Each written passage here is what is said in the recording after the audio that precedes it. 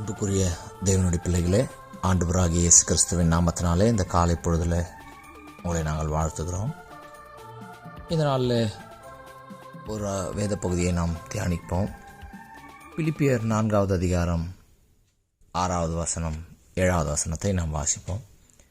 நீங்கள் ஒன்றுக்கும் கவலைப்படாமல் எல்லாவற்றையும் குறித்து உங்கள் விண்ணப்பங்களையும் ஸ்தோத்திரத்தோடு கூடிய ஜெபத்தினாலும் வேண்டுதலினாலும் தேவனுக்கு தெரியப்படுத்துங்கள். அப்பொழுது எல்லா புத்திக்கும் மேலான தேவ சமாதானம் உங்கள் இருதயங்களையும் உங்கள் சிந்தனைகளையும் கிறிஸ்து இயேசுவுக்குள்ளாக காத்துக்கொள்ளும். எனக்கு அருமையான தேவனுடைய ஜனங்களே, அநேக சமயத்தில் நாம் ஒரு சூழல்களை கடந்து வரும்பொழுது அநேக காரியங்களை குறித்து நாம் கவலைப்படுகிறோம். பிள்ளைகளுக்கு ஃபீஸ் கட்ட முடியாமல் தவித்து கொண்டிருக்கிற சமயத்தில் அதை எப்படி சமாளிக்க போகிறோம் என்கிற எண்ணம் ஒரு புறம். இந்த மாதத்தில் பிள்ளைகள் எப்படி பப்ளிக் எக்ஸாம் எழுத போகிறார்கள், இந்த எக்ஸாமில் எப்படி மார்க் எடுப்பார்கள், நான் இப்படிப்பட்ட கனவுகளோடு கூட இருக்கிறேன், அல்லது பாஸ் பண்ணுவார்களா என்ற கவலை ஒரு புறம். தன் குடும்பத்தில் இருக்கிற பிரச்சனைகளின் நிமித்தம் அது எப்படி தீரப்போகிறது, இந்த நிலைமையிலிருந்து என்னுடைய குடும்பம் மீண்டு வருமா, மூழ்கி விடுமா என்கிற கவலை. நான் இவ்வளவாக உழைக்கிறேன், ஆனால் என்னுடைய ஆஃபீஸில் எனக்கு ப்ரமோஷன் கொடுக்கறதில்லை என்ற ஒரு கவலை ஒரு புறம்.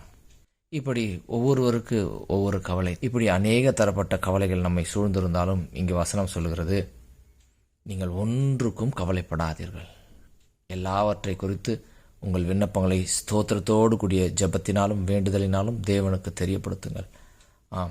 கவலைப்படுகிறதுனால் நாம் ஒன்றும் செய்துவிட முடியாது, நம்மால் ஒன்றும் முடியாது.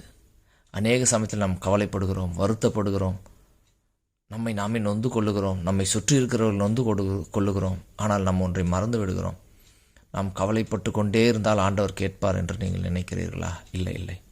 நம்முடைய கவலைகளையும் நம்முடைய ஒவ்வொரு பிரச்சனைகளையும் ஆண்டவர் சமூகத்தில் கொண்டு வந்து விண்ணப்பங்களாக, ஸ்தோத்திரங்களாக, ஜெபமாக, வேண்டுதலாக நாம் அவருக்கு தெரியப்படுத்தும் பொழுது ஆண்டவர் நம்முடைய காரியத்தை எடுத்து அவரே அவைகளுக்கு பதில் கொடுக்கிறார்.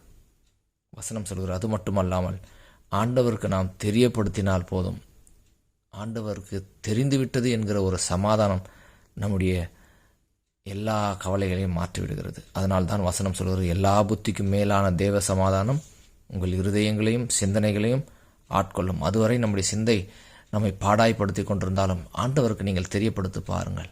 நீங்கள் முழங்கால் படியிட்டு ஆண்டவர் சமூகத்தில் ஆண்டவரே என்று சொல்லி நீங்கள் ஆண்டவரிடத்தில் ஒப்பு கொடுத்து பாருங்கள். ஆண்டவர் உங்களுடைய எல்லா பிரச்சனைக்கும் தீர்வை கூடிய விரைவில் கொடுப்பார்.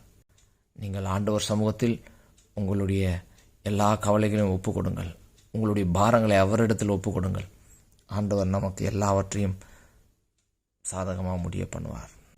நீங்கள் எதிர்பார்க்கிற முடிவை ஆண்டவர் உங்களுக்கு கொண்டு வந்து சேர்ப்பார். கர்த்தர் தாமே உங்களை ஆசீர்வதிப்பாராக.